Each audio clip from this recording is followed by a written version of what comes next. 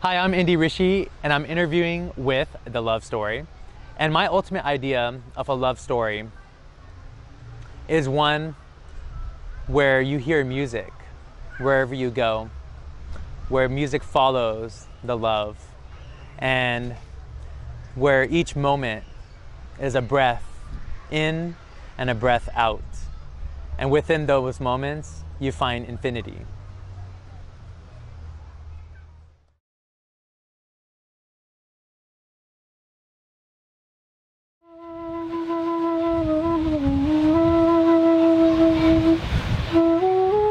So I've lost love in many different ways.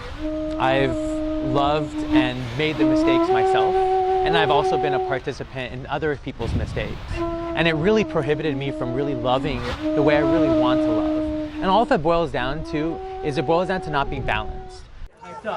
So laughter yoga, you guys have done it. Who's done it before? You guys done it? Who knows who started it? What's the person's name? Madan Kataria. He's a doctor. So he was actually the heart surgeon, and he started having all these patients come in with cardiovascular diseases. They were giving them drugs, nothing was working, right, with them. He decided, you know what, like laughter is such a common thing, let me start doing this with my patients. He started doing it with his patients, and after a little bit by little bit, those patients would get better without the drugs. And he saw that they were getting way better. Their cortisol was dropping. They were getting way healthier without any drugs, without any of the interventions they have to take. So he started doing this, and he proved that it works. Laughter actually helps us in many different ways. You know, I grew up Indian in an Indian family, and I obviously ended up going to med school. I studied biology. Like all good Indians, I went to science and got my 4.0 and all that jazz.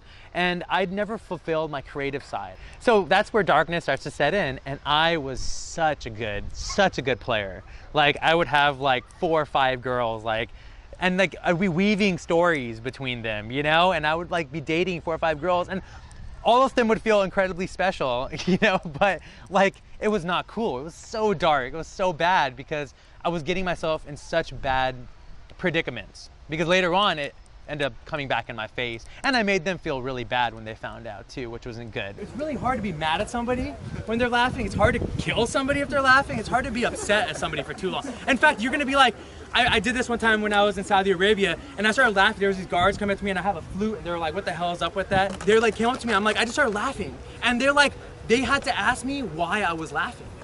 They couldn't, they had to wait till I calmed down to ask me why I was laughing, and by then we were friends, So, and they had guns and everything. I remember the first time I found out my girlfriend at that time was cheating on me. And when I found out from her, she said it to me, my initial reaction, of course my heart was breaking, and she wasn't just cheating on me, she was actually hooking up with her ex-husband, who was still her husband, and it was really convoluted. And I laughed, I just laughed, and I wouldn't stop laughing. And she was like, what the heck is wrong with him? And it was either laugh or be really upset and really angry. And I wanted to be really angry, and I know that when I'm really angry, I can be really angry.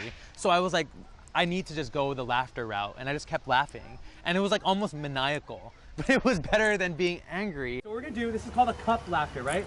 So you fill the other person's cup with laughter, and then the other person fills the other person's cup with laughter. So you go like this, hey.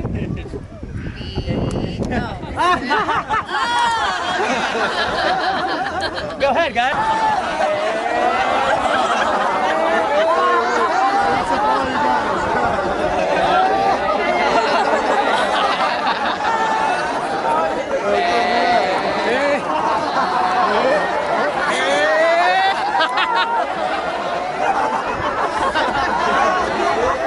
We all have shadows, we all have darkness, we all have situations that we like to put under the table.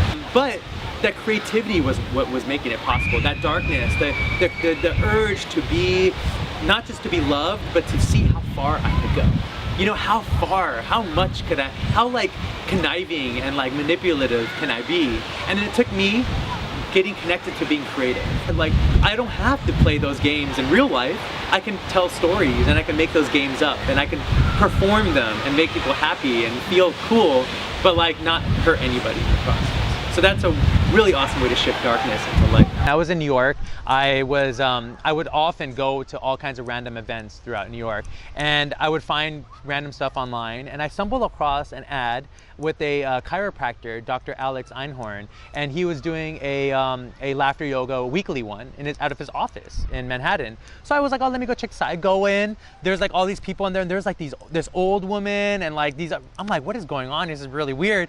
And everybody started laughing, and Alex was awesome, and the whole experience was so cool. I got out of there and I was high. Like I was walking Manhattan. I was like, my jaw was hurting, and I was like, this is awesome. I'm so high right now. And I didn't do any drugs. I didn't drink. I didn't do anything. This is awesome. So I kept going every week. And over time, Alex and I became friends, and he's become a great teacher and a great mentor in my life, just a positive influence as well. And he's a chiropractor. He's a doctor of chiropractic, and he does such a great service for people because he incorporates laughter into his practice. And then I just fell in love. I was like, wow, you can help people, but you don't have to have like all these crazy credentials. You just need to believe in laughter to help people, and that's it. I know I'm not normal. I'm very conscious that I'm not a normal human being.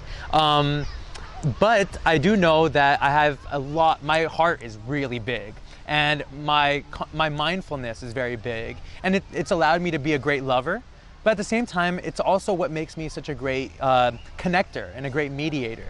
So it's about channeling that energy in a positive way. It's about surrounding myself with great people, great mentors, and great students, and great individuals, and just keep surrounding myself with people who make me a better person. And naturally, then my love will be able to direct itself in a better way, in a better fashion.